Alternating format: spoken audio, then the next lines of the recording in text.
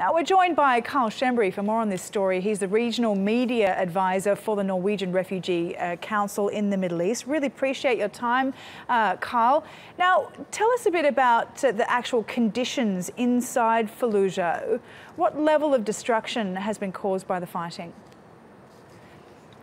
Well, we're not in a position to tell really the level of destruction that there is, because we cannot access the area yet, and it is our message today is that it is still too early to speak of any returns of civilians. We know that there is still a lot of unexploded ordnance. There are landmines, there are booby-trapped houses. It is still unsafe, and we need a real assessment of the situation on the ground before we can start talking about civilians returning. We are working in the displacement camps where there are tens of thousands of people who fled in the last days.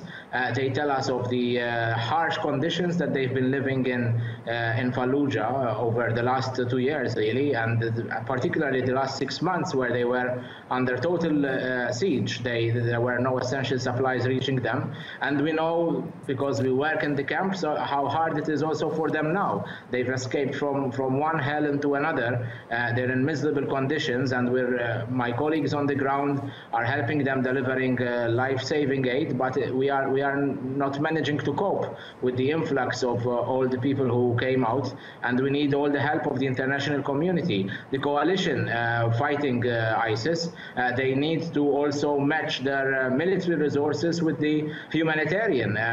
So many people are inevitably displaced in such wars, and they have to be helped now.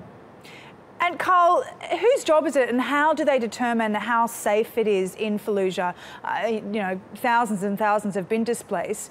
How do you get an indication in terms of when they can actually return home?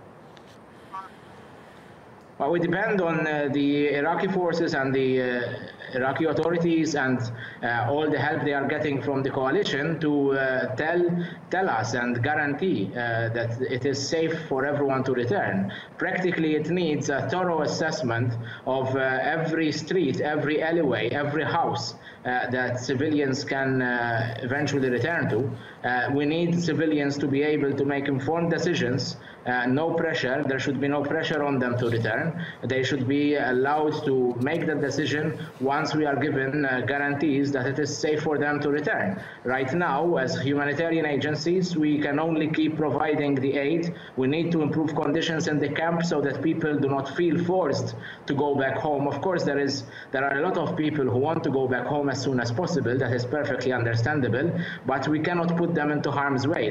They've been through too much already. We cannot increase the harm that they are facing, and we are all responsible for this. All right, Karl, really appreciate your contributions this evening. Karl Schembri for us.